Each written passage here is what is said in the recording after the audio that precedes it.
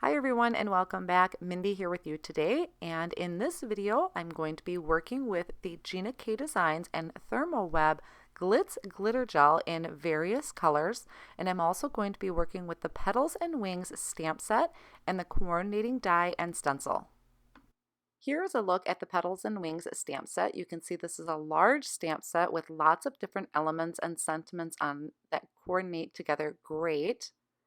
I'm going to be starting off by stamping out some butterflies. So I'm using my Misty stamping tool so that way if I want to stamp them twice, I can. And I'm using the Sea Glass ink from Gina K Designs. Now I hadn't conditioned these stamps prior to stamping, so I am stamping them twice. And that'll be my first step, is going through and stamping a variety of butterflies. So I have my first one stamped out. The next one, I'm going to come in with some Innocent Pink, and this is where the mini ink cubes work great for this because it is a smaller image, so they fit perfectly together. Now I'm going to take this adorable ladybug on here. I love this little ladybug. So I'm stamping this in red hot ink. This is going to be the wings. So I'm stamping that out, and I will go over it twice just for some nice solid coverage. Then I'm taking the body. This is a separate stamp, so I can stamp it in a different color. I'm just lining that up. It does overlap a little bit, but that's okay because I'm stamping it in a darker color, so it's not going to notice too much. And I am stamping this in the black onyx ink. So I'll just ink that up and stamp it down. And one more time for some nice solid coverage. And what I want to show you here is that you can stamp on top of this with another color. So you can see that fits on the butterfly great. The ladybug has spots that you can add to the wings, but I'm going to be using the Glitz Glitter Gel for that. My next step is to die cut out my butterflies and the ladybug. So I'm using the coordinating dies for this, lining those images up and holding those in place with some of the Thermoweb purple tape. This is the skinnier one that they came out with, which I am loving holding down my dies. It does not rip my paper. It is definitely a go-to in my craft stash right now. Now I did stamp 2 of the butterflies, so I am going to have to take that die off, line it back up on the other butterfly, and die cut my pink one out. So you can see I'm just removing that purple tape. It's leaving my paper nice and clean and my images. And once I'm done die cutting, I want to save this sheet. This is something I had found when playing with the Glitz Glitter Gel, is I'm actually going to use this as a template for when I use my stencil. So now I have my other butterfly die cut out. I'm just going to pop that out, and I'm going to set it off on the side for just a moment. And here we have my template, which I had die cut the butterflies out of. I'm flipping that over, and I'm going to place my butterfly back in there and hold it in place with the purple tape. This is what I had found just be easiest. I have a little bit more of a work area when I'm lining up my stencil. So this is the coordinating stencil for the petals and wings. And this is the body, or I should say the antennas, a little body for my butterfly, and then the inside of the wings for the butterfly. So I'm just lining that up, and I'm going to hold that in place on my cardstock with the Thermoweb purple tape. And I'm going to take the white Glitz Glitter Gel. Now you can use any color. You could do pink on pink. You could do any one of the variety of colors that are released right now. I'm just going with the white. This is definitely one of my favorites out of all of it. This is jam-packed with glitter in here, so tons of sparkle in these containers, very smooth to apply. I am just taking my palette knife, I scooped a little bit out, and I'm just spreading that slowly over my image, and then once I have an even coverage, I can take my palette knife and just scrape off that excess back into the jar. Now, if you were using distress inks or distress oxides, I would suggest not putting any excess back in the jar because it might be contaminated with color. So just a note if you're using other inks.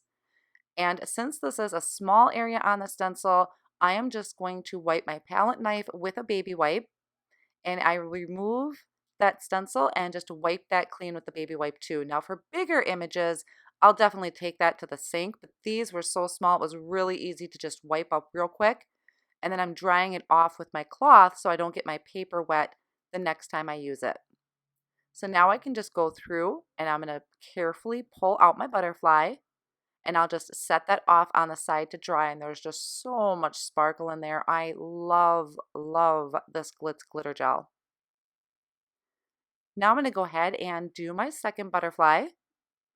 Now this is the one I had stamped in sea glass ink. And I thought it'd be really pretty to do tone on tone. So I'm just lining that body up and the wings. I'm going to hold that down again with some purple tape. And you can see this just gives me a little bit more room to work with. I can control it a little better, line it up a little easier. And this is the Turquoise C Glitz Glitter Gel. So you can see just another absolutely stunning color. I'm going to scoop a little bit out and start spreading that evenly across this area and then putting the excess back into the jar. And this gives just a really nice smooth coverage.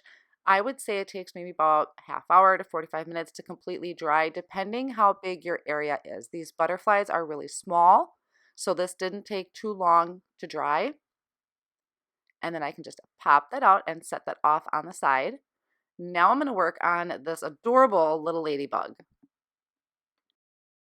So I did the same thing. I just held that from the back with the purple tape. And now I'm using this stencil to do the little dots on the wings. There is a black Glitz Glitter Gel, which is just, it's so striking. It's just so gorgeous. So I'm going to use that to do the black dots on my ladybug. You can see it looks like a galaxy. It's so gorgeous. Just a beautiful, it's just stunning. I love it. It's amazing. So these are very small areas. You don't need a lot on these. So this is really easy and quick to apply. And then I can go ahead, pop that one out and set that off on the side. And isn't it adorable? I think it's just so cute. Next, we're going to work on a little ink blending. So I'm using the leaves portion of the stencil. This is still on that same Petals and Wings stencil. I did attach my cardstock to the stencil with some purple tape. It's actually kind of habit. Thermoweb does also have some pixie spray, which is a temporary adhesive that you can spray on your stencils, and that way it holds down really well, doesn't rip the paper. Using the purple tape is just kind of a habit. So I'm going to start off with key lime ink, and I'm using a life-changing blender brush. Now I am really liking these blender brushes, especially for some of these intricate stencils like these leaves. One of the reasons I am loving these brushes, and they are different from makeup brushes, is that the bristles are plastic. So they are not going to absorb the ink like a makeup brush would.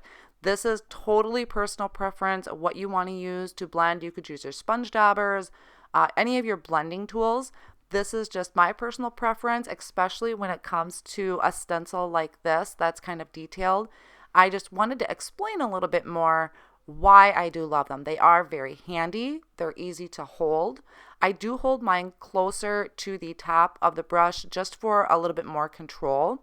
And you can, if you want a soft look, you just go, press softly. If you want a darker or harder line, you obviously will just apply harder pressure or more pressure to it. So a little bit of explanation why I use these so much lately is that they are plastic bristles that will not absorb that ink. So I did my first coat, you can see there in the key lime, and I had come out with a second color, just brushing over some of the areas of the leaves for a little bit of contrast. And then I did come back in with the key lime and just lightly go over that background, kind of soften it up a little bit. And I'm just going up to the portion where the leaves would end. You could also, turn your cardstock and attach that stencil back down and do a full leaf background, which would be a beautiful background for a card. Now I'm going to come in and do the other half of the card, and I am using sea glass ink. Same thing, I'm just coming in really lightly from the top. I'm going to blend towards that key lime ink and kind of a sky background. Sea glass is definitely a go-to color of mine as well. It has kind of a greenish tone to it. So it matches really well with this. And I did go ahead and kind of arrange where I wanted my elements to go, so I know how to place my sentiment. So I definitely want to get that stamped down first. So I chose the sentiment that says, "Thank you for being a friend." And I positioned that on my Misty door. Pick that up. Now, I made an oops. I stamped with black onyx ink, and you actually would want to stamp with amalgam ink. The black onyx kind of soaked into the cardstock and spread a little bit. I was not redoing my card. I was perfectly happy with everything else. You can still read the sentiment, so it still works great. But if you wanted to have it not kind of bleed out or spread, I would definitely recommend using the amalgam ink for this. The black onyx just happened to be handy. It was sitting on my desk, so I grabbed it. But all works. I made it work. Once I had that stamped in, I'm attaching my butterflies and the ladybug with some of Gina's foam squares. These are the white ones. And I did trim it in half just to make sure I have some good coverage on these. I didn't want them to be flimsy or bend through the mail. And they're just a perfect height to give my card a little bit of dimension. Then just removing that backing, placing them in those leaves and up in the sky a little bit. You could also bend the leaves a little bit if you wanted to make them look like they were fluttering. So that is my first card finished for you. My next card I had off screen. If you would have seen in my Instagram stories, I was playing with these butterflies.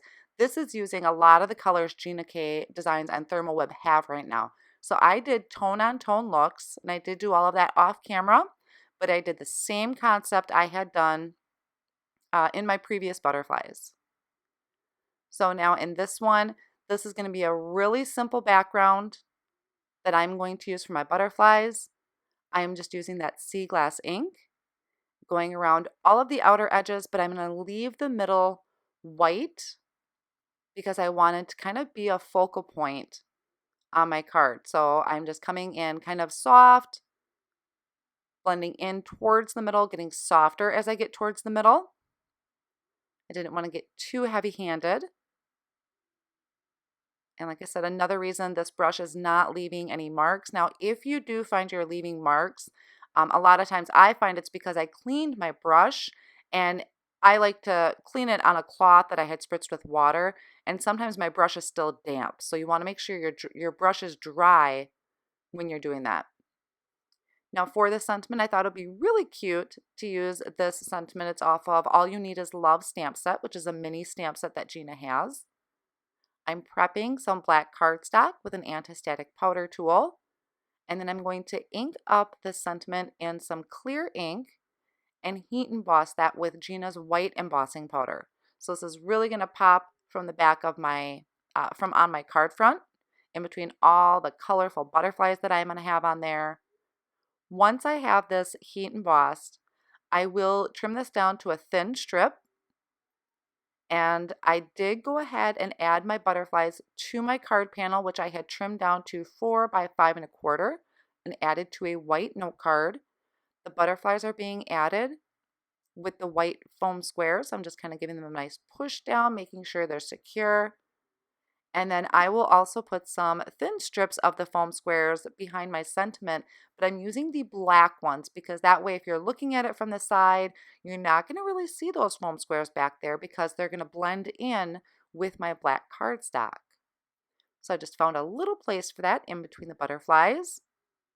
I'm so happy with how this turned out. I love all the colors. If you haven't noticed already, I'm totally head over heels for this Glitz Glitter Gel. I hope you are too. I will have all of the supplies listed down below in the video description and on my blog as well, so be sure to head over there, check out some further details and some more pictures. I want to thank you so much for joining me today. If you enjoyed the video, please give it a big thumbs up and subscribe to my channel if you would like to see more videos from me. Thank you for joining, and I'll catch you next time.